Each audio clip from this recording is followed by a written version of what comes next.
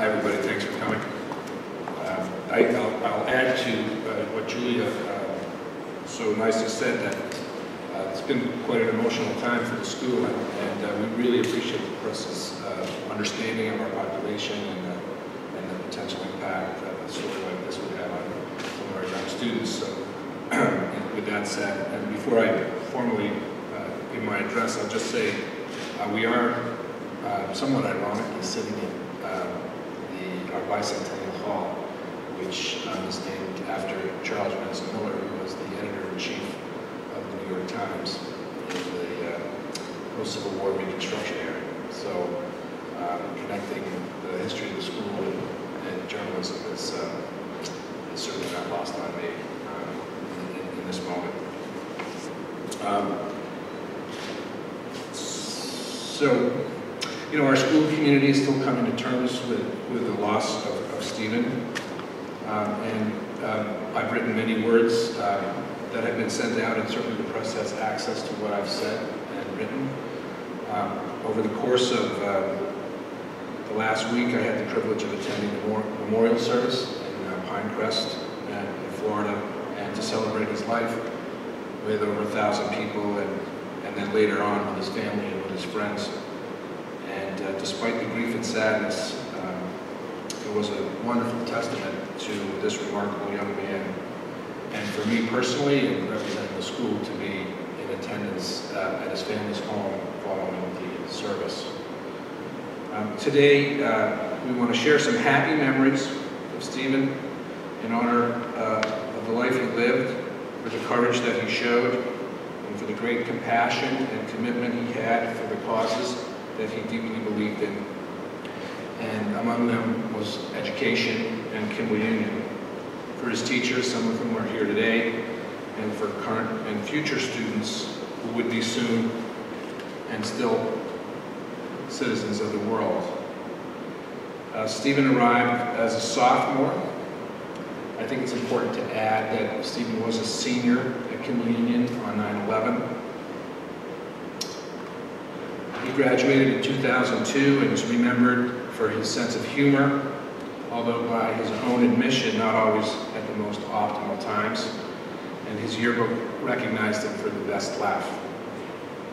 His image is scattered in so many settings and roles throughout the campus as he gained further focus in the area that he would later pursue. He lived large. He took advantage of everything that the school had to offer. He played a range of sports, including baseball and hockey and wrestling, and two of his great loves, football and rugby, which were spoken of at his service.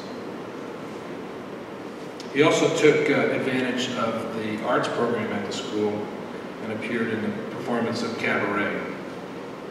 He was a member of the Kimball Union Fire Brigade, which is an important volunteer arm of the Meriden Fire Department, and he was a class representative to the student council and an admissions tour guide. But his real passion was the student newspaper, the Kimball Union. He played a critical role in revitalizing the Kimball Union as its editor, and what is worth noting, even back then, as a young high school student, Stephen had a broader perspective and was interested not just in featuring school news, but reporting on world issues through his editorials and opinion pieces. His teachers recognized him both for reporting on events on campus and for telling compelling stories of life beyond the campus through his written words.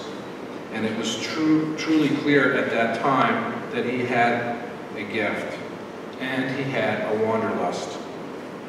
His significant efforts in journalism were acknowledged on graduation day with the Lawton Award for Journalism. Now, fortunately for me, it was Stephen's ongoing interest in Kimball Union that brought us together.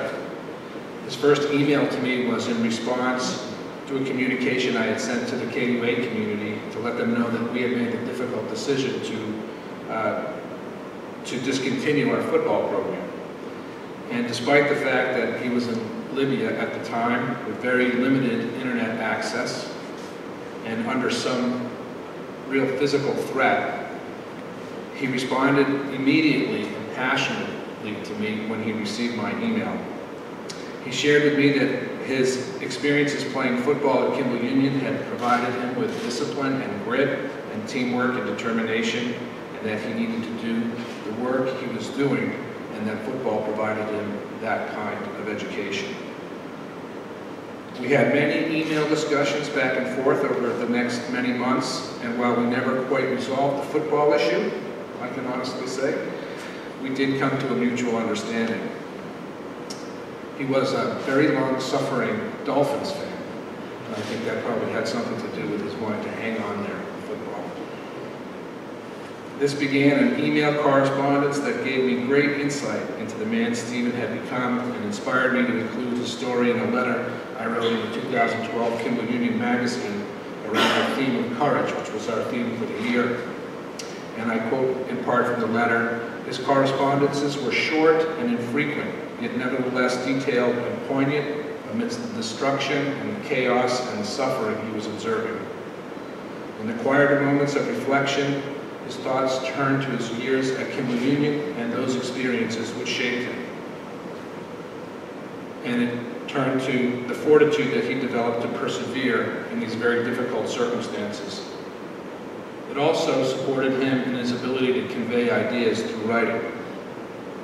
He wanted to make sure that our students were being exposed to world issues, to our current students, experiences like the Arab Spring as they were happening, and that we had, our students had, a balanced perspective on our role in the world and on these transformational times, and that these would be part of our students' educational experience. He wondered how technology was influencing our pedagogy, such as the Arab Spring was so affected by it, and that how our students' exposure to real-world issues would draw them in to become problem solvers. Stephen asked the important questions. Did KUA's diverse international population make it possible for different points of view to be represented in class? Did we teach debate? Did we emphasize writing and analysis, problem solving, presentation skills, and above all, critical thinking? Were we truly preparing young people for the world they would inherit and the world that they would shape? Those were the level of conversations that we were having.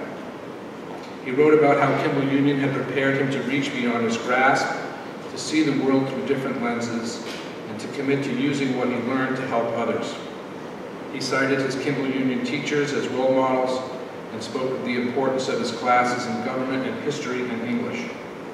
He credited his ongoing and enduring relationships with students from across the globe forged at Kimball Union as transformational in his worldview. And together we agreed that no matter how the vehicles for learning might change, as they must, that our values must hold forth, hold steady, and guide us in a world that requires collaboration, communication, and character more than ever. We were humbled and honored to learn that even in his most difficult moments, when he realized his safe release was unlikely, he thought of Kimball Union. Stephen's father called us last week to say that Stephen was able to smuggle a document out to his family last spring. And amongst the requests that he made was that a scholarship be set up in the name of Kimball Union. The Stephen J. Sotloff Fund to inspire journalism and global scholarship will be just one of the legacies that Stephen leaves on the hilltop. And so as we grieve as a community for our loss, Stephen, we remember you as a boy, and we celebrate you as the man you became. Aptly, this year's school theme is Inspire. Stephen's life and his work are an inspiration to us all and a source of pride in our democratic ideals. We dedicate this year to Stephen Sotloff and in his spirit to all those who dedicate their lives as he did to making the world a better place.